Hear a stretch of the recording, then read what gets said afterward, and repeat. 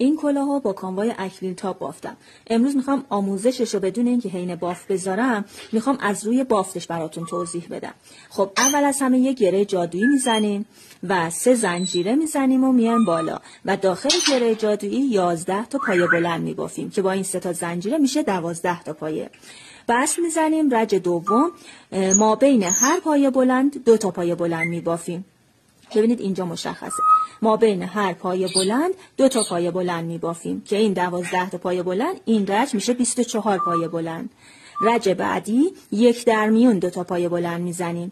یه پایه رو جا میندازیم، از ما بین پایه های بعدی 2 تا پایه بلند میبافیم. یه زنجیر ما بینش، یکی جا میندازیم، از پایه بعدی 2 تا پایه بلند میبافیم. دور تا دور اینو تا آخر میبافیم، بس میزنیم. رج بعدی با 3 تا زنجیر شروع میکنیم و ما بین 2 تا پایه قبلی یه پایه بلند میزنیم و روی این 2 تا پایه بلند وسطش 2 تا پایه بلند دیگه میزنیم و کنارش 1 پایه بلند تکی و 1 پایه بلند دوتایی. اینو تا آخر 1 تکی 1 دوتایی میبافیم.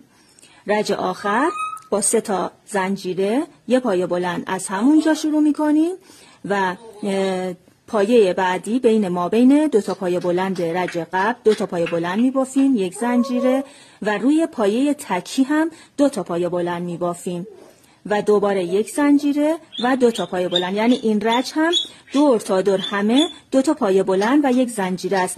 روی پایه های تکی هم 2 تا پایه میبافیم، وسط پایه بلندای دوتایی هم 2 تا پایه بلند میبافیم. این 2 تا پایه بلند تا آخر تکرار میشه. رج بعدی ما بین این 2 تا پایه بلند 2 تا پایه بلند میبافیم. فقط این وسط 1 زنجیره است. رج بعد میشه 2 تا زنجیره و رج بعد میشه 3 تا زنجیره. چند رج ما بینش 3 تا زنجیره میبافیم. اگر احساس کردید که کلاهتون تنگ شده 4 تا زنجیره میکنیم و 3-4 رجم 4 زنجیره میبافیم. این 2 تا پایه بلندم که تا آخر یکیه و در آخر هم 3 رج پایه کوتاه میبافیم. امیدوارم که از این کلاه هم خوشتون اومده باشه، ببافید و لذت ببرید و بتونید حتی درآمدزایی کنید. اگر سوالی داشتین کامنت کنید، من در خدمتتونم. لایک و کامنت یادتون نره.